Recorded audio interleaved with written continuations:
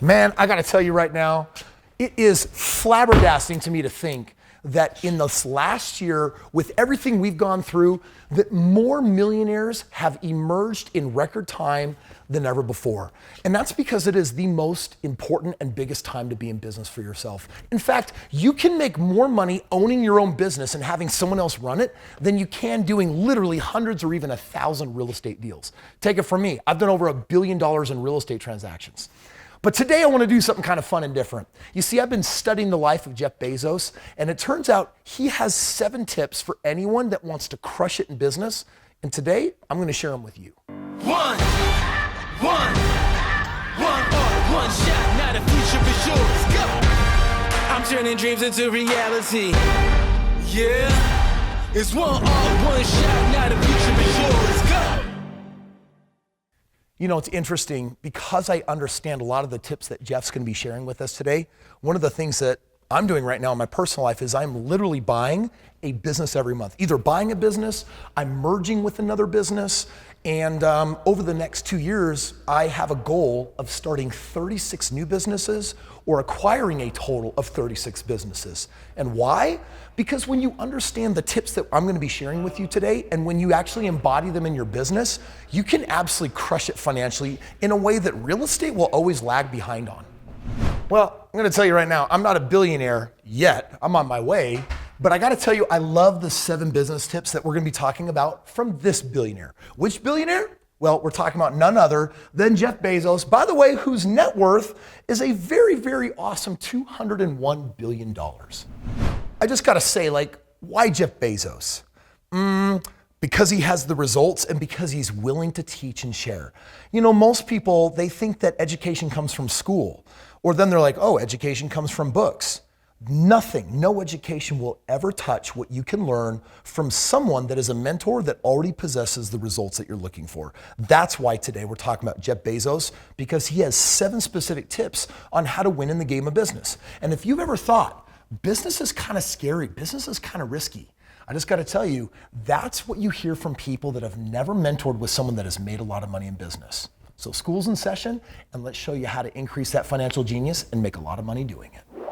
Now, just for the record, you might be a subscriber on my channel because you love my real estate content, but let's make sure we're not confused.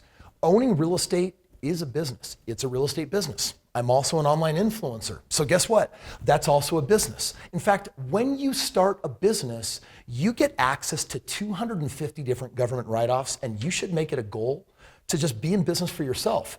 Because think about it this way. Did you know that whatever your boss pays you to do your job, that on your own, you can more than likely make 4 times as much money for putting the same amount of time in?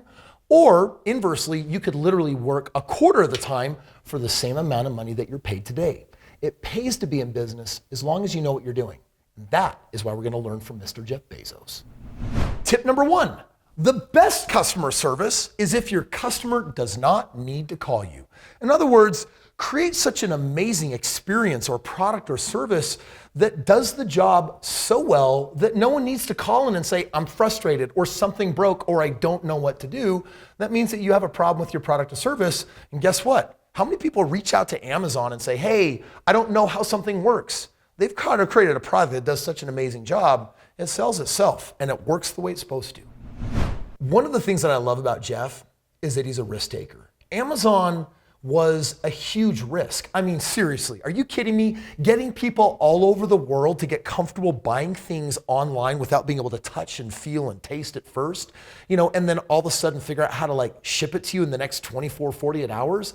That was crazy risky. And that's why his second quote is, it's not an experiment if you know it's going to work. In other words, if it's going to work, you're not doing something new and different and unique and special. He says, take a risk. I get it. Things could go poorly. But you know what? If you take a risk, that's when you run the risk of a really high reward. One of my rules when I'm trying out a business is I'll usually run a 30-day experiment because honestly, I don't know if it's going to work. And I always tell people, if you're going to try a business out, then you got to find a way to test drive it before you commit to it. Come on, get out the car. No. You said cars pick their drivers. Well, sometimes they pick a driver with a cheap-ass phone off the car. So ask yourself, in this idea, in 30 days, how much money do you think you could make? Like, for example, stupid, dumb idea. Dog poop. Did you know that there are people that will pay $5, $8, $10 a week to have a teenager come by and clean up the dog poop in their yard? Well, think about that. That account might be worth $30 a month. You might think, hey, if this is a good business idea, I wonder what I could do in 30 days. Let's see if I could win 100 accounts. 100 accounts at $30 a month? That's $3,000 a month. So you go into the experiment, and let's say you're wrong. You only get 50 accounts. But you have $1,500 a month coming in, and now you can pay a couple of teenagers to do the work for you. Maybe there's $1,000 left over every month. Hello? You work the business for 1 month, and now you have $1,000 a month passive income that takes you very little time. That's an experiment. And if in the experiment phase, you can get at least 50% of what you thought possible, then it's definitely worth hanging on to and pursuing because the experiment was a success. And Bezos is saying that's what you get rewarded for, experiments that work. On the other hand, Jeff Bezos also believes that if you don't understand the details of your business, that you're gonna fail. And you know what? I look at my first 10 years in business, and the truth is, I trusted this person with operations, I trusted this person with accounting. I never really understood a lot of the details, and in the end, that business went down hard and it did fail. And what was my take-home lesson? Kris, the next time you go into business for yourself, you have to understand all parts of it. Now here's the crazy part. If you understand the details of your business, then you can delegate them to other people. Because it's not about being a business operator. That's how you get tired. It's about being a business owner, someone that owns business. But to do that well, Bezos says you have to understand your business.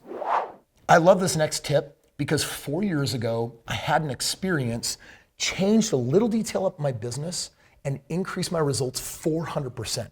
It was almost as if it happened overnight, and it's because of this. Number 4, your brand is what other people say about you when you're not in the room.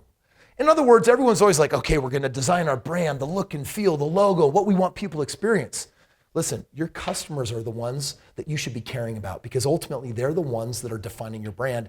You gotta be using surveys, you gotta get out there, you gotta figure out what they value. You gotta figure out what is it that they care about with my product, not what you care about. And if you can become obsessed with what matters to them and pattern your business after that, you're gonna win real big. All I do is win, win, win, no matter what. It is amazing how many business owners get in their own way. Usually they have this like, well, if you want it done right, you need to do it yourself. I mean, my dad, literally German immigrant, came across the waters, and that is what he taught me growing up. He said, son, by the way, you should go to college, get a degree, work for somebody else, because that's the better life, that's the easy life. Well, turns out entrepreneurship really was the better life if you're good at it, and the only way you're really gonna master it is when you're comfortable outsourcing everything you do or delegating everything that you do to other people. And what this is really saying is number 5, be stubborn on vision, says Jeff Bezos, but flexible on details. As a business owner, you're supposed to understand the mission and the vision, but how it gets executed, who's doing the work, you got to get flexible on those details so that you can hand it off and let them execute according to your vision, but the way they want to do it. If you can bring in that level of flexibility, you can absolutely crush it in business. And more importantly, not just make money, but also get your time back. Real financial freedom is time plus money. You know, I always tell people sequence matters. Knowing what to do, but not when to do it can really hurt you in business. Check out Jeff's advice. He says that the proper order of business is doing these 3 things in this order. Number 1, put the customer first. Then number 2, you invent or innovate on something. And then finally, number 3, be patient, give it time to work. I think most people invert this. First of all, they're hugely impatient, and then they hurry and invent something, and then they hope people will buy it. But by reversing the order, Jeff puts proper perspective in mind for the business owner and for you and me to remember that their experience is what matters most. I remember the day that I discovered split testing and I got addicted to it for like 90 days. I was curious. I'm like, okay, when you're watching me on YouTube, when you're watching me on my Have It All podcast, or if you're looking at me at TikTok, or Instagram, any of the other social platforms, what are the keywords that you like? What do you want me to talk about? Because guess what? In my head, I've decided what I would love to share with you. But if you don't really care about those things, we're not going to connect. So 4 years ago, we underwent this massive transformation where I became addicted with surveying everyone and just putting out questions and always curious, what do you want? How do you want it to look? What's the wrapping paper look like? What do you want included in that program? What are the details that matter to you? And because I got obsessed on my client's experience, I reorganized all of my programs according to what they wanted, what you wanted, and guess what? We ended up growing so much bigger in business and succeeding because all of a sudden, our business wasn't about what we thought was best. It was about what you knew that you needed. I like Jeff's final piece of advice because it indicates how you really know if you're onto something and if your business is truly successful. Any guesses on how Jeff Bezos really judges how successful his business is? It's not necessarily revenue, it's this, word of mouth. In other words, if people are talking about it, if they're having conversations about it, if people conversing about it, it means that you're onto something. It means that you're doing something meaningful. It means that you're creating value. It means that you're making a difference because of all the things they could be talking about, they're talking about you and your company and the value that you're creating for them. You want to seek to do business in a manner where without bribes or gifts, people organically want to chat with each other about your products and services and how great they are. If I had to choose one type of client to work with every single day of the week, it would be a referral. It would be someone that says, hey, here's my buddy. I know their preferences and I know they're gonna love what you do here. And guess what? That's a trusted advocate. That's a trusted source. And what business wouldn't wanna work with referrals all day long? Those typically tend to be the most successful businesses. You know, I'm not sure whether I'm a shopaholic on Amazon or not, but every time I find something I like and I think one of my buddies would like it, I click that up arrow and I share it with my friends and it sends them right to the Amazon link. And I'm basically freaking a free affiliate helping Amazon sell all of their stuff to my buddies because I like how good they are, how fast they are, I like the user reviews, and I'm basically helping them out while actually building someone else's company.